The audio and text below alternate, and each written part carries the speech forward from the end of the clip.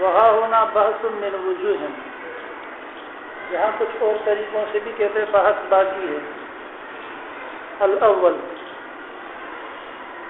Number 1، 4 اعتراض کرتا ہے ماتن پہ۔ کتنے؟ 4 اعتراض۔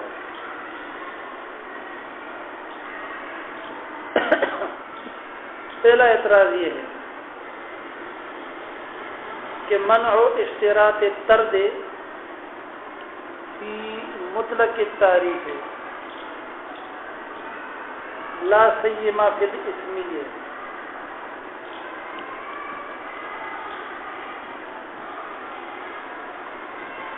فإن كتب اللغة مشحونة بالتعريف بتفسير الألفاظ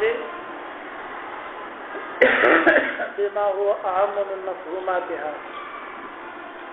وقد صرح المحققون بأن التعريفات الناقصة تجوز أن تكون أعم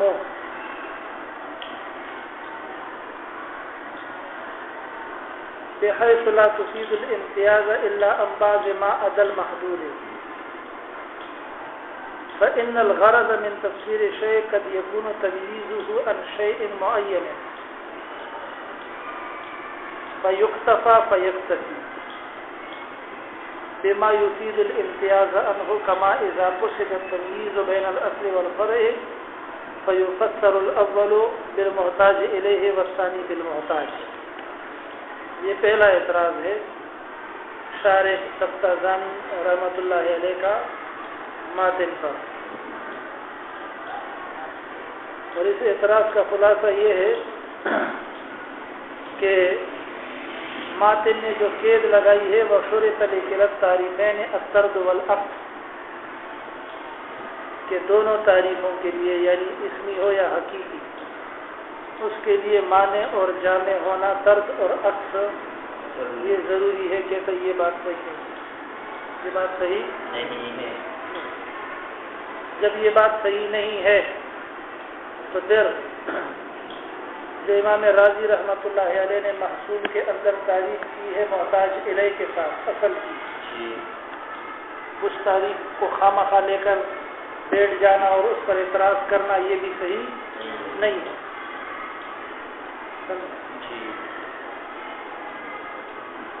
کیوں؟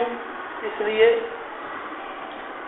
کہ لغت کی کتابوں کے اندر تعریفات کی جاتی ہیں کہتے ہیں اسمی،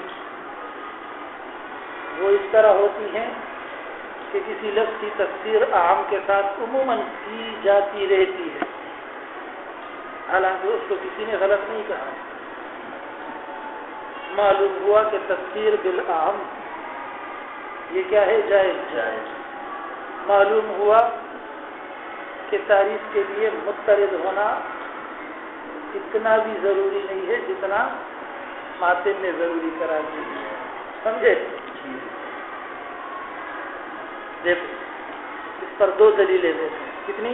2 دلیلیں۔ الاول منع اشتراط الطرد، پہلا بات یہ ہے کہ طرد کی شرط لگانا یہ کیا ہے؟ صحیح نہیں ہے، منع ہے۔ بات سمجھ میں آئی؟ فی مطلق تعریف ہے، مطلق تعریف کے اندر چاہے حقیقی ہو یا اسمی ہو، دونوں تعریفوں کے اندر طرد کی شرط لگانا صحیح نہیں ہے، اور عکس کی بھی شرط لگانا منع ہو، یہ کیا ہے؟ صحیح نہیں ہے۔ ماتن کی یہ تصریح صحیح نہیں ہے۔ لا سیما فی الاسمی، خصوصاً تعریف اسمی کے اندر تو بالکل بھی صحیح نہیں ہے کہ یہ شرط لگائی جائے کہ تعریف اسمی کے لیے بھی کیا ضروری ہے؟ مضطرد ہونا اور منعکس ہونا ضروری ہے۔ خصوصاً تعریف اسمی میں تو بالکل بھی یہ بات ضروری نہیں ہے کہ وہاں پر قید کس چیز کی لگائی جائے؟ مضطرد اور منعکس ہونے کی۔ آیا؟ جی۔ فإن کتب اللغت سے پہلی دلیل دیتا ہے، کیونکہ لغت کی کتابیں مشحونۃ بھری پڑی ہیں بتفسیر الالفاظ، الفاظ کی تعریفات اور تفسیرات کے ساتھ، بما اس طریقے پر ہوا اہم کہ وہ تفسیر اور تعریف زیادہ عام ہے من مفہوماتها اپنے مفہومات اور الفاظ سے.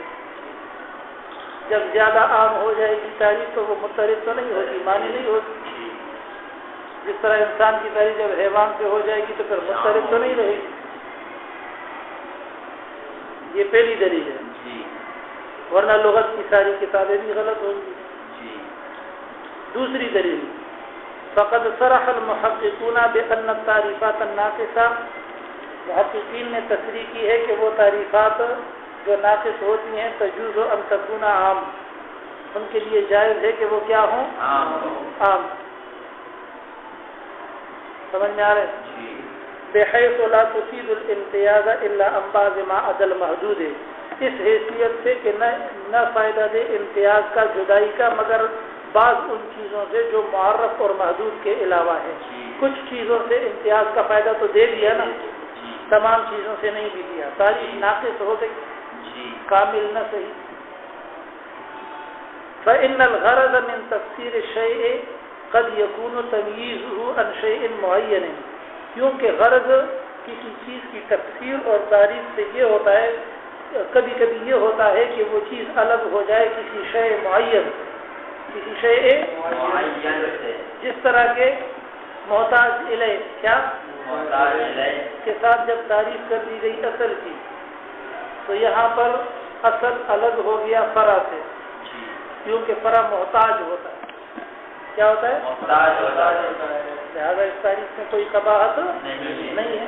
کسی چیز سے تو فائدہ دے دیا، تعریف کامل نہ صحیح، ناقص تو ہو گئی. لہذا اتنی سختی سے شرط لگانا آپ کا صحیح نہیں ہے اعتراض کا. فیکتفا، تو اکتفا کیا جائے گا بما اس چیز کے ساتھ یفید الامتیاز انہو، سمجھے نا، جو فائدہ دیتا ہے جدائی کا، انہو اس ما ادا سے، دوسری چیز سے. کما اذا قصد التمییز، جس طرح کہ جب ارادہ کیا جائے گا جدائی کا بین الاصل والفرع، اصل اور فرع کے درمیان. فیفسر الاول، تو پہلے کی تعریف یوں کی جائے گی، یعنی اصل کی بالمحتاج الیہ، کہ اصل وہ ہے جو محتاج الیہ ہو، والثانی بالمحتاج، اور دوسری کی تعریف کی جائے گی کس چیز سے؟ محتاج. اعتراض سمجھے؟ اب یہ اعتراض سارے ایسے ہیں، شارحین نے تو اس پر بڑی نبض و جرح کی ہے، سمجھے نا، کہ ان میں کوئی خاص وزن نہیں، ان میں کوئی خاص وزن نہیں ہے. بات سمجھ میں آئی؟ کتب لغت جو مشہون ہیں وہ تعریف لفظی سے ہیں. کیا؟ لیکن مصیبت یہ ہے کہ حضرت نے تعریف لفظی کو بھی تو تعریف اسمی کی کیا بنایا تھا ماقبل میں، لیکن ہم نے وہاں پر بھی تنبیہ کر دی تھی کہ یہ تقسیم ان کی صحیح نہیں ہے. اصل تقسیم پہ جمہور کی، جو کہ ہے جس کو صاحب سلم نے ذکر کیا ہے، امام جرجانی نے ذکر کیا ہے، وہ یہ ہے کہ تفسیر اور تعریف کی دو قسمیں ہیں، ایک حقیقی اور ایک جو ہے لفظی. حقیقی کی قسم پہ اسمی بنتی ہے، لیکن اسمی کی قسم اس نے اور حقیقی لفظی بنائی ہے، یہ صحیح نہیں ہے. تو کتب لغت کے اندر جو تعریفات ہیں وہ تعریف لفظی ہیں. ہم بھی کہتے ہیں کہ تعریف لفظی کے لیے مختلف مناسب ہونا ضروری نہیں ہے. ایک بات آیا.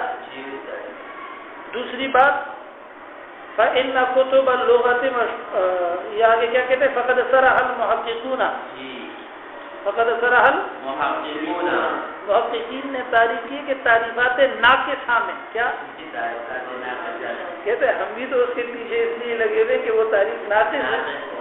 ناقص تو آپ نے خود اس کو مان لیا نا. بات سمجھ میں آئی کہ نہیں سمجھی؟ ناقص تو آپ نے خود اس کو کیا کر لیا؟ تسلیم کر لیا. جب ناقص کہہ دیا تو پھر لڑتے کیوں ہو؟ سمجھے؟ اچھا کہتے تیسرا جواب یہ، تھوڑا اوپر دیکھنا،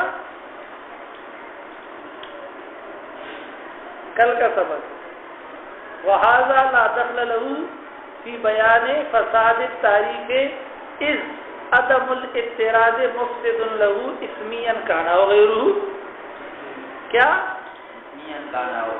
عدم الاعتراض، خود کہتا ہے کل، سمجھے نا، کل کے سبق میں گزرا، خود کہتا ہے اس عدم الاعتراض، مضطرد نہ ہونا، مفسد لہو، یہ تعریف کو فاسد کر دیتا ہے.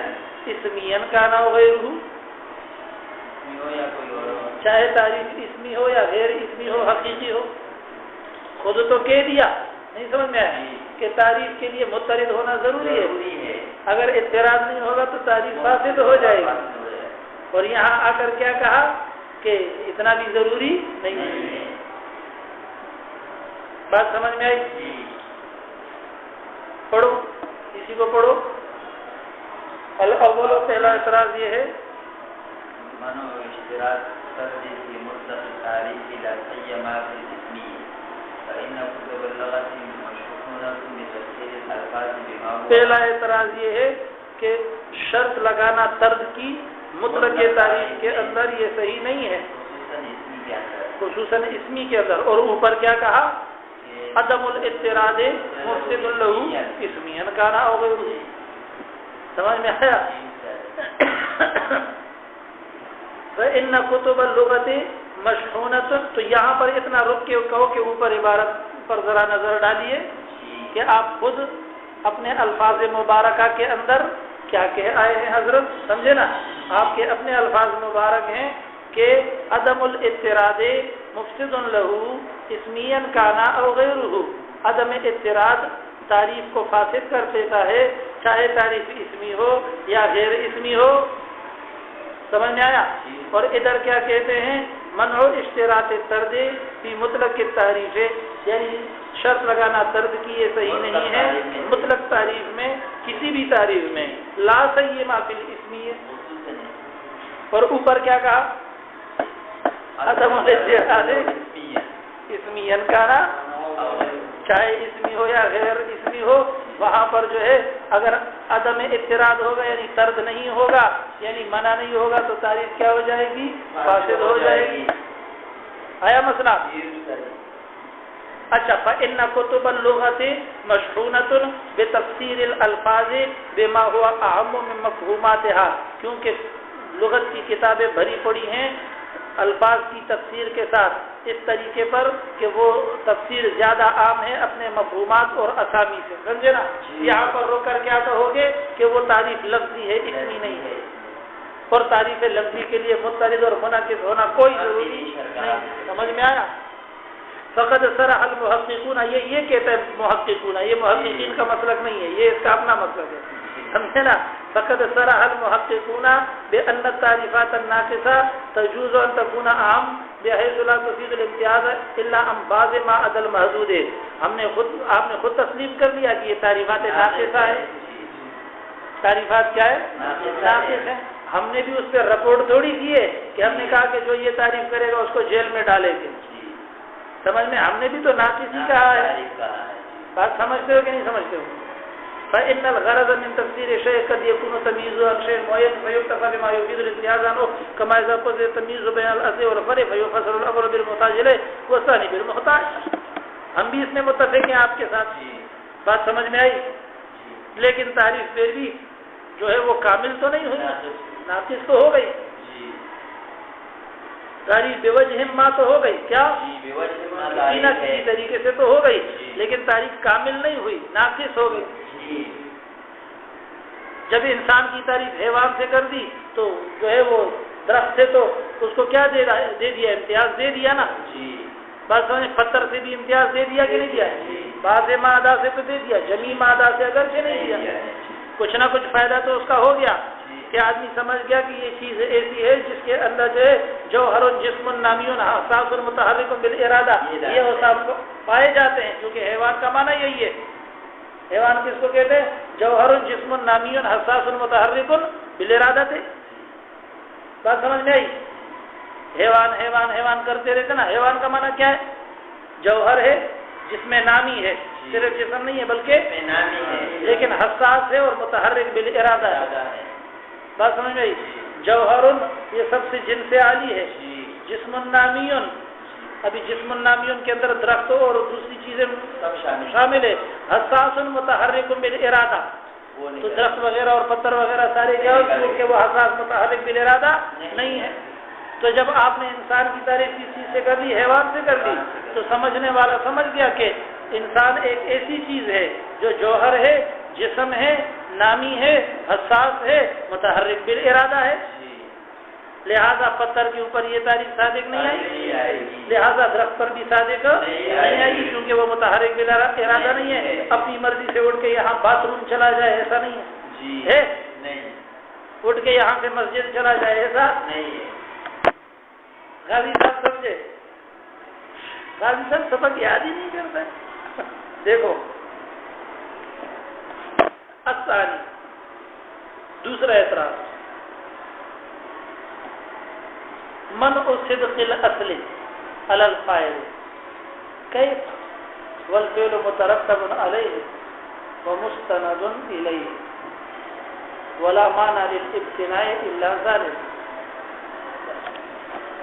ادھر دیکھو، کہتے ہیں کل کے سبق میں گزرا آپ نے کہا کہ علت فاعلی یعنی فاعل یہ محتاج الیہ تو ہے، کیا لیکن اصل اس کو کہا جاتا نہیں، سمجھ میں آیا؟ کیونکہ لغت کی کسی کتاب میں بھی فاعل کو اصل نہیں کیا گیا، لہذا فاعل کے اوپر بھی محتاج الیہ والی تعریف صادق جو ہے وہ نہیں آتی ہے، اور آپ کی تعریف میں کیا ہے، یعنی فاعل جو ہے وہ محتاج الیہ ہے اور فاعل کے اوپر یہ تعریف صادق آ رہی ہے لیکن محدود صادق نہیں آ رہا، یعنی اصل کیا اس کو نہیں کہا جاتا۔ بات سمجھ میں؟ یعنی فاعل محتاج الیہ ہے، فاعل کیا ہے؟ چارپائی بنانے کے لیے آپ کو فاعل کی اور سانے کی ضرورت ہے، سمجھے؟ آپ اس کی طرف، اس فاعل کی طرف کیا ہے؟ محتاج ہے، لیکن اس کے باوجود بھی اس کو اصل نہیں کہا جاتا۔ سمجھ میں آیا مسئلہ؟ تو تعریف جو ہے وہ مانع للغیر نہیں ہے، تعریف کے اندر فاعل آ گیا، اس کو آنا نہیں چاہیے کیونکہ وہ اصل ہے ہی نہیں، کیونکہ تعریف تو صادق آ رہی لیکن معرف صادق نہیں آ رہی، مساوات نہیں ہوئی۔ کہتا یہ اعتراض کرنا آپ کا فاعل پہ صحیح نہیں ہے، کیا یہ اعتراض فاعل پہ صحیح نہیں؟ سمجھ میں آیا؟ فاعل جو ہے وہ اصل ہے، کیا اور فعل اس کی فرع ہے، کیا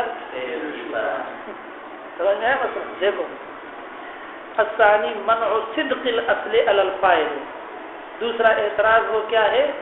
فاعل کا صادق آنا ہے اصل پر، اس کو روکنا، یہ روکنا صحیح نہیں ہے، سمجھ میں آ رہا ہے؟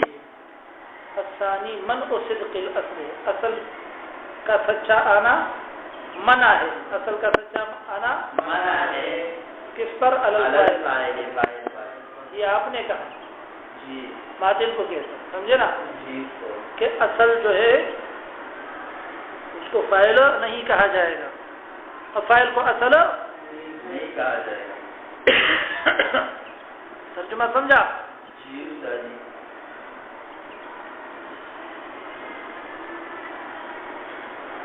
کیسے معنی کریں گے؟ منع ہے اصل کا صادق آنا فاعل پر، سمجھے نا؟ کیفا کہتے کیسے منع ہے، کیفا کیسے منع ہے، والفعل مترتب علیہ، حالانکہ فعل کا ترتب اسی فعل پر ہے، جی، ومستند الیہ، اور فعل کی نسبت اسی ہے، سمجھے نا؟ اسی فاعل کی طرف ہے، جی، یہ فعل کس کا ہے؟ فلانے کا ہے، ولا مانع للابتناء الا ذلک، ولا مانع للابتناء الا ذلک، اور ابتناء کا تو اور کوئی معنی ہے ہی نہیں، یہی معنی ہے، سمجھے نا؟ یعنی ما یبتنى علیہ غیر، ما یبتنى علیہ غیر، تو فعل کے اوپر جو ہے وہ فعل کی کیا ہو گئی؟ بنیاد ہو گئی، یہ فعل مترتب ہے کس کے اوپر؟ فاعل کے اوپر، یہ فعل منصوب اور مستند ہے کس کی طرف؟ بات سمجھ میں؟ یہ دوسرا اعتراض، اس کا بھی جواب دیا اشاری، کہتے ہیں کہ یہ بنا اساسی نہیں ہے، کیا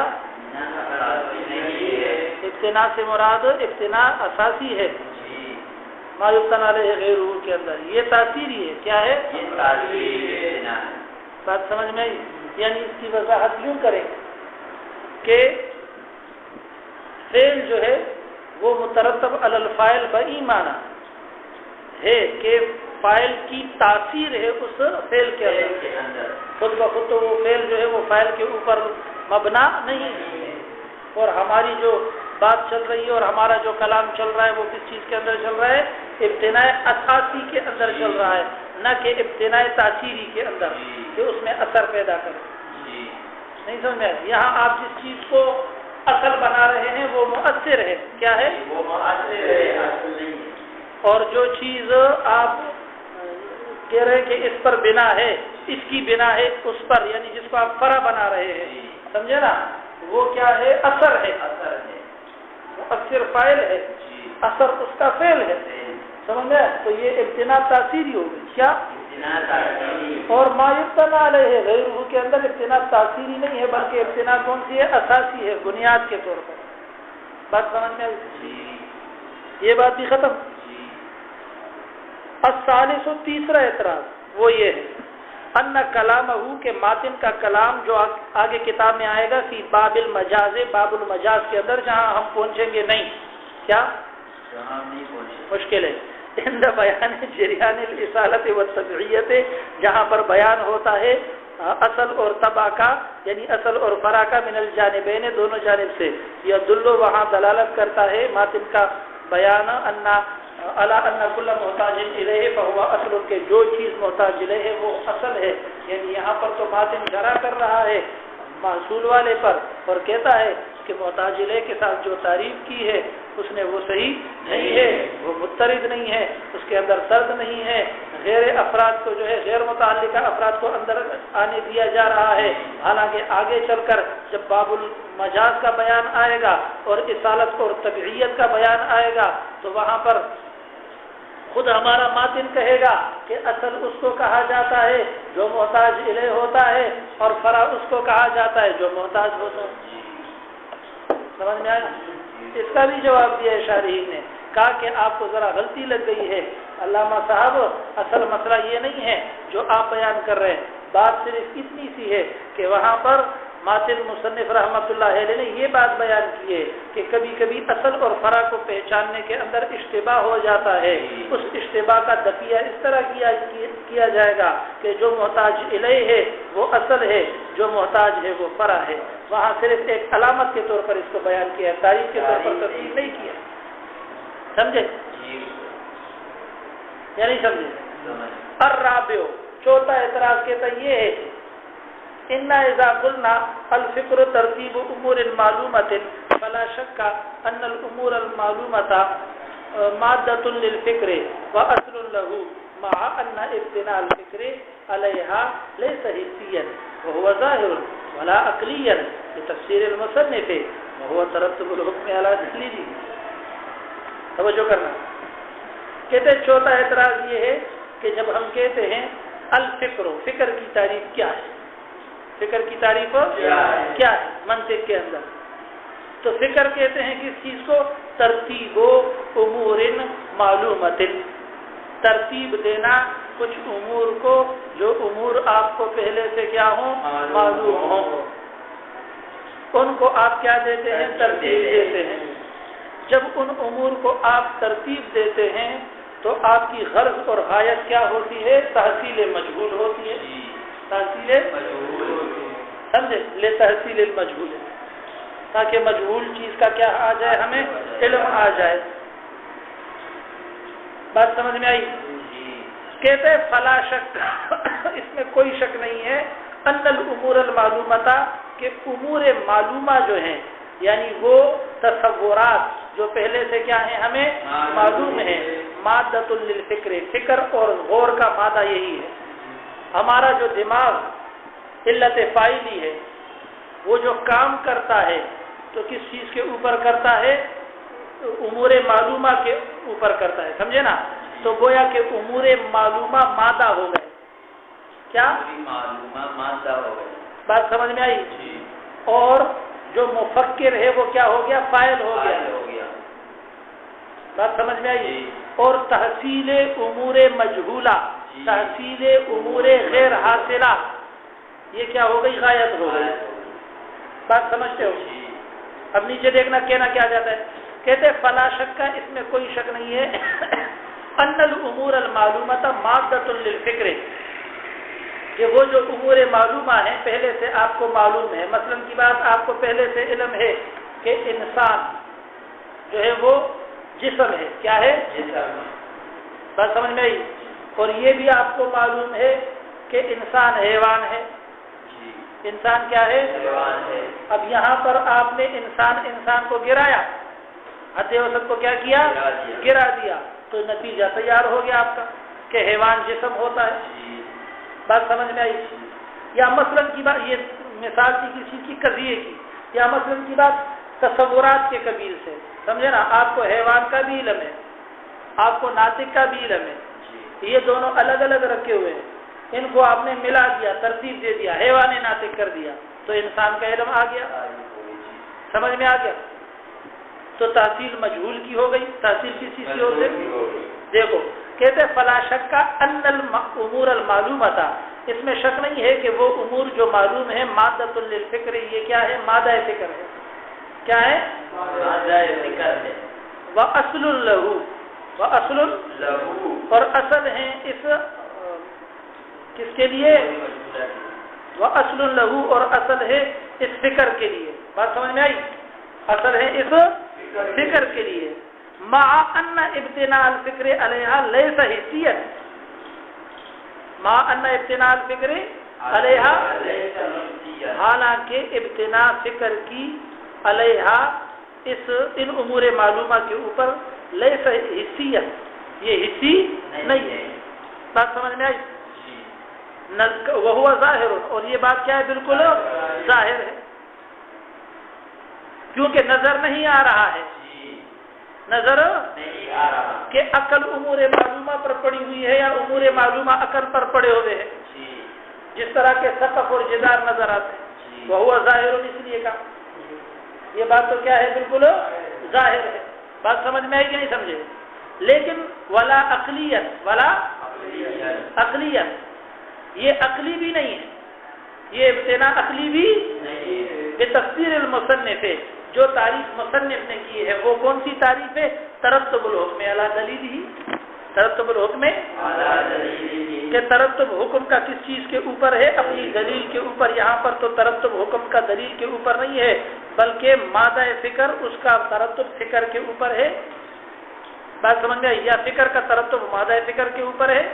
بات سمجھ میں آئی؟ خلاصہ اعتراض کا کیا ہے؟ دو لفظوں میں کہ آپ تو امام راضی رحمۃ اللہ علیہ کی معصول کے پیچھے لگے ہوئے ہو کہ اس نے جو معصول کے اندر تعریف کی ہے وہ مترد نہیں ہے، شور شرابہ لگایا ہوا ہے، حالانکہ آپ کی اپنی تعریف منعکس نہیں ہے. کیا کہنا چاہتا ہے؟ آپ کی اپنی تعریف منعکس نہیں ہے، جامع نہیں ہے. کیا جامع نہیں ہے؟ کس چیز کو شامل نہیں ہے؟ اس کو شامل نہیں ہے. بات سمجھ میں آئی؟ کہ امور معلومہ مادہ ہے فکر کا، مادہ ہے وہ اصل، اور یہ امور معلومہ اصل ہیں لہو اس فکر کے. تو فکر اس کی فرع ہو گئی، گویا کیا ہو گئی؟ فرع ہو گئی، اس کے اوپر رکھا ہوا ہے، کیونکہ فکر کام کرتا ہے اس مادے کے اوپر. فکر کام کرتا ہے اس مادے، جب مادہ ہوگا تو فکر کام کرے گا. لہذا ابتناء ہو گئی فکر کی مادے کے اوپر. مادہ ہے امور معلومہ. بات سمجھ میں آئی؟ تو یہاں ایک چیز کی ابتناء دوسری چیز کے اوپر ہے، لیکن اس ابتناء کو کوئی ابتناء حسی نہیں کہے گا. وہو ظاہر، وہو کیوں نہیں کہے گا؟ اس لیے کہ ابتناء حسی تو وہ ہوتا ہے جو حواس سے معلوم ہوتا ہے، نظر آتا ہے. یہاں پر تو کوئی نظر نہیں آ رہا ہے کہ نیچے جو ہے وہ امور معلومہ ہے، اوپر عبداللہ حاجی کا دماغ ہے. نظر آتا ہے؟ نہیں آتا. یا اس کی فکر اس پہ شعائیں ڈال رہی ہے اور اس سے کچھ نکالے گی، اس طرح ہے؟ نہیں ہے. تو ابتناء حسی میں تو کوئی اشکال ہی نہیں ہے، کوئی اشکال نہیں ہے. لیکن کہتے ہیں ابتناء عقلی بھی نہیں ہے، حالانکہ ابتناء عقلی میں تو داخل ہونا چاہیے. اور جب ابتناء عقلی میں داخل نہیں ہوا تو پھر وہ چیز جو کہ افراد اصل میں سے ہے، مبنی علیہ ہے، وہ داخل سے تعریف نہیں ہوئی، تو آپ کی تعریف جامع نہیں ہوئی، منعکس نہیں رہی. کیونکہ آپ نے تعریف کیا کی تھی؟ کہتا ہے مصنف نے ترتب الحکم علی دلیل. کچھ یاد آیا؟ ہاں، اوپر کیا کہا تھا معترض کو؟ خود علامت الغزالی ہے، انما هو مثال. یہ صفحہ 36 ہے میرے پاس، اس کی آخری لکیر ہے، سمجھے نا؟ والحق ان ترتب الحکم علی دلیلہ لا یصلح تفسیرا للابتناء یا لا یصلح تفسیرا للابتناء صلاح یصلح، سمجھے؟ تو وانما هو مثال له، وانما هو مثال له، یہ اس کی کیا ہے؟ مثال پیش کی ہے تاریخی، وہاں ہم نے تعریف بھی کر دی کہ ابتنا کسی چیز کا دوسری چیز کے اوپر بے اعتبار العقل، ابتنا شیء علی شیء بے اعتبار العقل یا بے اعتبار مفہوم العقل، نہیں سمجھ میں آیا؟ تو جب یہ تعریف یہاں پر کریں گے تو ابتنا فکر کی امور معلومہ پر یہ کون سی قسم میں داخل ہو جائے گی؟ لیکن علامہ تفتازانی رحمۃ اللہ علیہ کا ایک چسکا ہے کہ ماتن پر اعتراض کرنا ہی کرنا ہے اور اس کی ہر بات کو غلط ثابت کرنا ہی کرنا ہے، جس کہتے ہیں کسی کے پیچھے ہاتھ دھو کے پڑ جانا، کیا؟ اب 4 اعتراض ایک ساتھ جھڑ دیے ماتن رحمۃ اللہ علیہ پر، تو اب ہم ہاتھ جوڑ کے پوچھتے ہیں امام تفتازانی سے کہ حضرت آپ تنقیح اور توضیح کی شرح کر رہے ہیں یا تنقیح اور توضیح پر جرح کر رہے ہیں؟ سمجھ میں آیا؟ اس وجہ سے امام تفتازانی رحمۃ اللہ علیہ بھی بچا نہیں ہے، نہ محشی سے بچا ہے نہ کسی شارع سے بچا ہے، سمجھ میں آیا؟ کیونکہ یہ بالکل بے وزن قسم کے اعتراض ہوتے، اس لیے وہ کل میں نے آپ کو نشاندہی کر دی تھی، حاض الباس و خلط و مبحث، ہاں یہ خلط مبحث کرتے ہیں، ساری بات کو گڑبڑ کر کے مزہ خراب کرتے ہیں، سارے مجلس کا وہ سبق کا مزہ کیا کرتا ہے؟ خراب کرتا ہے۔